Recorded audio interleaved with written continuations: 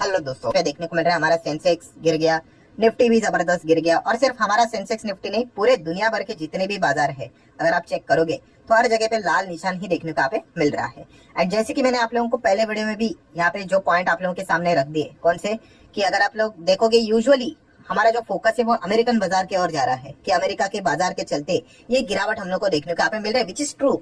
But पूरा 100% American बाजार के चलते गिरावट नहीं हो रही है। मतलब रिसेशन का जो खतरा है, ठीक है, रिसेशन की जो वार्निंग यहाँ पे बताई जा रही है, फेड ने रेट कट करने से रिलेटेड देरी यहाँ पे कर दिया, अभी इमरजेंसी मीटिंग यहाँ पे उन्होंने लेनी चाहिए, फटाफट रेट कट करना चाहिए, सारा ड्रामा तो यहाँ पे चल ही रहा है। एंड इस चीज के चलते ओवरऑल ग्लोबल लेवल पे हम लोग को एक रिसेशन का खतरा देखने को यहाँ पे मिल रहा है। एंड इसी चीज के चलते हर बाजार में गिरावट होते हुए देखने को मिल रही है।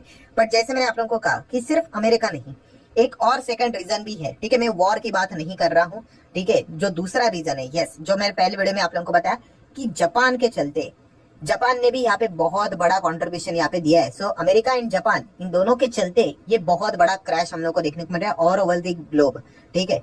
एंड अगर देखा गया दोस्तों तो जापान के वजह से जब भी बाजार में गिरावट होती है ना, तो उसका रीजन हमेशा सेम रहता है। मतलब इसके पहले भी ऑलरेडी 2 बार जापान के वजह से बाजार में हम लोग को गिरावट देखने को मिली थी, ठीक है, और ये तीसरी बार होते हुए देखने को मिले, और रीजन भी सेम ही होंगे। एंड वो है दोस्तों Japanese yen carry trade. Yes, ये शब्द आप लोगों ने काफी जगह पे यहाँ पे सुना होगा, ठीक है। एंड इसी से रिलेटेड बातचीत इस वीडियो में यहाँ पे होने वाली, आप देख सकते हो पूरा ग्लोबल लेवल पे फाइनेंशियल मार्केट में जो हम लोगों को रैटल गिरावट देखने को मिल रही है, उसके पीछे का रीजन ही यही है कि कैरी ट्रेड, वो भी किसका, येन कैरी ट्रेड की बात होते हुए देखने को यहाँ पे मिल रही है।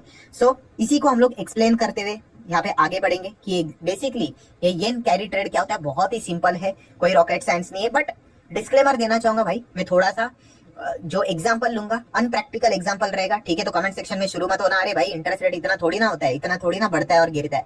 हमारा कॉन्सेप्ट क्लियर होना चाहिए, इसलिए मैं ये एग्जांपल यहाँ पे दे रहा हूँ, ठीक है। तो ये पॉइंट आप लोगों को पता होना चाहिए। तो चलिए आ जाते हैं, जैसे कि मैंने फर्स्ट वीडियो में आप लोगों को पूछा था कि आपको इससे रिलेटेड वीडियो चाहिए, तो काफी लोगों ने रिस्पॉन्स यहाँ पे दिया है। तो हम लोग यहाँ पे क्या एक्सप्लेन करने जाने हैं कि येन कैरी ट्रेड ये एग्जैक्टली होता क्या है, एंड इसी चीज के चलते क्या गड़बड़ यहाँ पे हो गई करके इसको हम लोग थियोरेटिकली भी समझेंगे। बट पहले जो मैं आपको आसान भाषा में बताने वाला हूँ उसको समझो।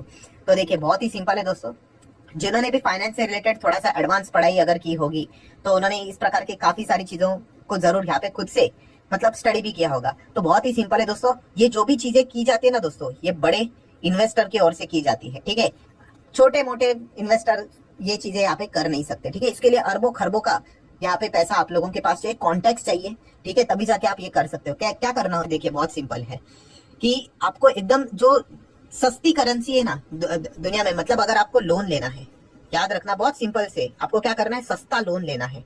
ग्लोबल लेवल की मैं बात कर रहा हूँ भाई, इंडिया की बात नहीं कर रहा हूँ। सो सबसे सस्ता लोन आपको कहाँ पे मिलेगा, तो यूजुअली अगर आप देखोगे तो जापान में आप लोगों को सस्ता लोन मिलेगा। देखिए जापान से भी सस्ता मिल सकता है आपको और जगह पे, बट प्रॉब्लम क्या है, क्या पता वहां पे इंटरेस्ट रेट गड़बड़ हो गई तो, ठीक है। तो जापान में सस्ता लोन लेने के लिए लोग क्यों जाते हैं, हाँ, क्योंकि वहां पे अगर देखा गया 15 से 17 साल हो गए भाई, अभी तक रेट से रिलेटेड कोई बड़ा बदलाव होते हुए देखने को नहीं मिला था, ठीक है। अभी तक आज की बात मत पकड़ लेना भाई, यही तो प्रॉब्लम हुआ है कि 10 से 15 साल की हिस्ट्री है कि वहां पे हम लोगों को यूजुअली नेगेटिव इंटरेस्ट रेट ही देखने को मिलता था, या फिर रेट हाइक होता ही नहीं था, ठीक है। तो यूजुअली क्या बोला जाता था कि अगर लोन लेना है तो इस चीज के चलते सस्ता लोन आपको मिलेगा जापान में। अच्छा ठीक है, चलो जापान में जाके सस्ता लोन ले लिया, सिंपल। अभी वो लोन लेके क्या करने का, अचार डालने का, उसका नहीं।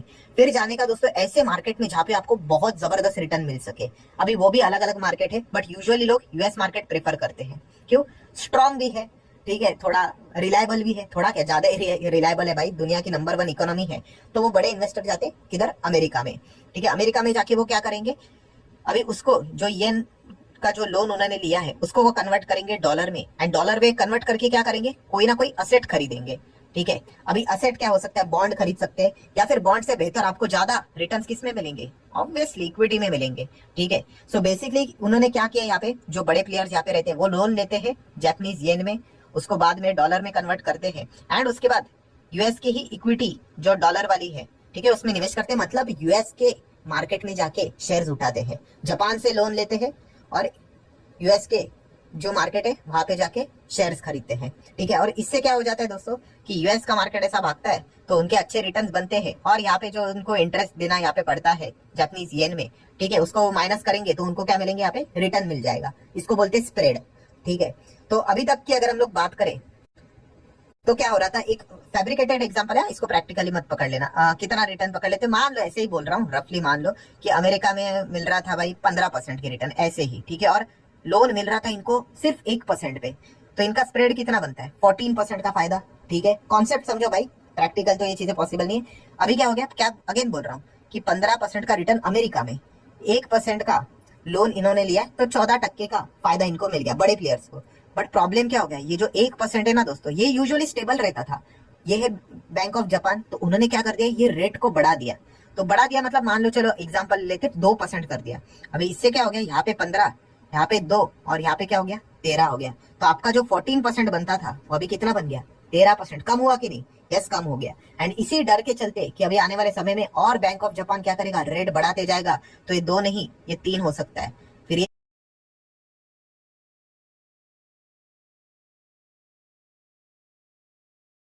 ये 4 हो सकता है। तो आपका जो 14 था वो 13 हो सकता है, 12 हो सकता है, 11 हो सकता है। तो ये इधर उधर हुआ तो बहुत बड़ा इनको घाटा हो सकता है, ठीक है। आप एग्जाम्पल को लेकर बोलेगे अरे ठीक है ना, 10-15% तो मिल रहा है, ऐसा नहीं है। ये तो मैंने जस्ट एक आपको कॉन्सेप्ट समझाने के लिए किया है कि क्या गड़बड़ हुई है। एंड इसी चीज के चलते अभी उन्होंने क्या किया, अरे भाई बैंक ऑफ जापान ये अपना इंटरेस्ट रेट बढ़ाते जा रहे हैं, ठीक है। तो इस चीज के चलते अभी एक काम कीजिए, हमारी जो इक्विटी है जो यूएस में उन्होंने डॉलर टर्म में निवेश करके रखा है, यस, उसको उन्होंने बेचना स्टार्ट किया। फटाफट बेचो बेचो बेचो, इसीलिए तो वो गिर रहे हैं फटाफट फटाफट। ये सब कौन है, ये वही है, ये कैरी ट्रेड वाले ही है जिन्होंने जापान से लोन उठाया ना, बड़े प्लेयर्स, और ये वो अमेरिका में अभी बेच रहे हैं, वही है वो, ठीक है। अभी इससे क्या हो गया, जो दूसरा भी एग्जाम्पल हम देख रहे थे कि 15 - 1 14 देखने को मिल रहा था, भाई यहाँ से भी गिरावट होते हुए देखने को मिल रही है। अभी रिटर्न्स कम हो रहे हैं कि नहीं, अमेरिका में बहुत बड़े स्तर के ऊपर कम हो रहे हैं। तो अभी मान लीजिए अगर अमेरिका से वो रिटर्न 15 से अभी ऐसे गिर गिर के 7 तक आ गए, और यहाँ पे इंटरेस्ट रेट बढ़ बढ़कर 2 तक आ गया, तो भाई अभी आपको कितना मिलेगा, केवल 5 मिलेगा। पहले 14 मिल रहा था, अभी केवल 5 मिल रहा है।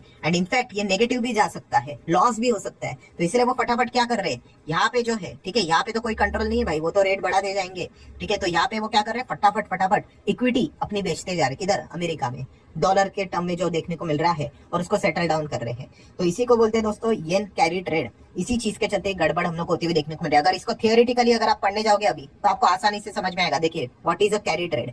तो कैरी ट्रेड मतलब क्या दोस्तों, तो आप देख सकते हैं carry trade is a trading strategy. ये एक ऐसी स्ट्रेटेजी है दैट इन्वॉल्व बोरिंग, बोरिंग बोले तो लोन, बोरिंग मनी मतलब लोन लेने का, at a low interest cost, मतलब लो इंटरेस्ट पे आपको लोन उठाना है, and investing the same in other asset that provide the higher return. मतलब ये जो चीजें देखने को नहीं, ये है इक्विटी, किधर, अमेरिका में जाके। तो लोन लो, सस्ता वाला लोन लो जापान से, और अमेरिका के इक्विटी में जाके यहाँ पे निवेश करो करके, एंड यहाँ पे अच्छा खासा पैसा कमाओ करके। तो ये चीजें अभी तक हम लोग को देखने को यहाँ पे मिल रही थी। और जैसे मैंने कहा कि यहाँ पे अगर देखा गया तो जापान की क्यों बात हो रही, क्योंकि अगर आप देखोगे बैंक ऑफ जापान की बात करें तो 17 साल से भाई उन्होंने कोई बदलाव नहीं किया था।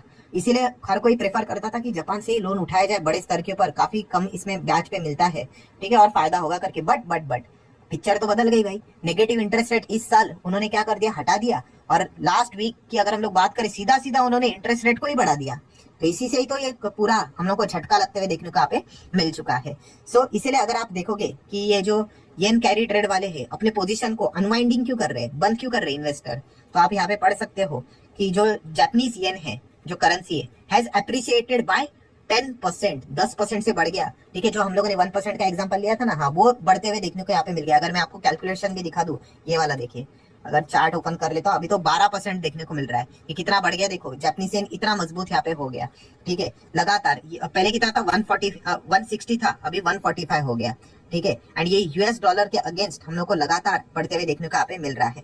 एंड इसी चीज के चलते आप देख सकते हो, एज द येन अप्रिशिएटेड, बढ़ रहा है against the US dollar, the investor had to rush and unwind their carry trade in order to cut the losses, ठीक है। लगातार उनको लॉस यहाँ पे हो सकता है, इसीलिए वो क्या कर रहे हैं, पोजीशंस को बंद करते जा रहे हैं। इसी रीजन के चलते यूएस इक्विटी मार्केट में बड़ा फॉल हम लोग को देखने को यहाँ पे मिल रहा है।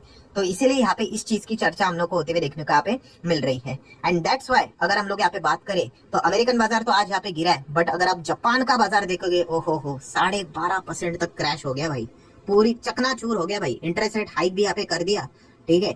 एंड ये सब कुछ गड़बड़ यहाँ पे हो, मतलब येन को तो मजबूत बना दिया उन्होंने, बट इक्विटी मार्केट की धज्जियां उड़ा दी उन्होंने, जो ये हम लोग को देखने को मिल रहा है। एंड आप देख सकते हैं 1987 मतलब 37 ईयर के बाद इतना बेकार क्रैश हम लोग को जापानीज मार्केट में देखने को मिला। जापान का बाजार 13% तक हम लोग को क्रैश होते हुए देखने को यहाँ पे मिल रहा था, ठीक है। एंड सिर्फ जापान का बाजार नहीं, अगर हम लोग कोरिया के भी बाजार की अगर बात करें तो वो भी आप देख सकते हो लगभग 9% के आसपास, 8.5% के आसपास गिरते हुए देखने को मिला था। एंड वहां पे तो ट्रेडिंग भी हम लोग को बंद होते हुए देखने को यहाँ पे मिल रही थी 2020 के बाद। सो ये मेजर कारण था दोस्तों, जो कि हम कह सकते हैं कि अमेरिका के साथ साथ जापान का बाजार, इन दोनों के चलते, देखिए जापान के बाजार को डायरेक्टली रिस्पॉन्सिबल नहीं ठहरा सकते। अगर अमेरिका बाजार में, ठीक है, अगर पिछले टाइम अभी जो रेट था, अगर रेट कट हो जाता दोस्तों, तो रेट कट होने के चलते आपको पता है मार्केट में तेजी के चांसेस रहते हैं। और जो हम लोग एग्जांपल ले रहे थे 15 - 1 14 का, ये वाला सिनेरियो बढ़ जाता, ये 16 होता, 17 होता, 18 होता, तो ऑटोमेटिकली वो इन चीजों को, इवन दो यहाँ पे रेट हाइक होने के चलते भी वो मैनेज कर लेते, बट वहां पे रेट हाइक नहीं, कट नहीं हुआ अमेरिका में, और वहीं से गड़बड़ स्टार्ट हो गया। और ऊपर से छापड़ जो लगा है यहाँ पे, थप्पड़ जो लगा है बैंक ऑफ जापान के ओर से, ये डबल झटका लग गया।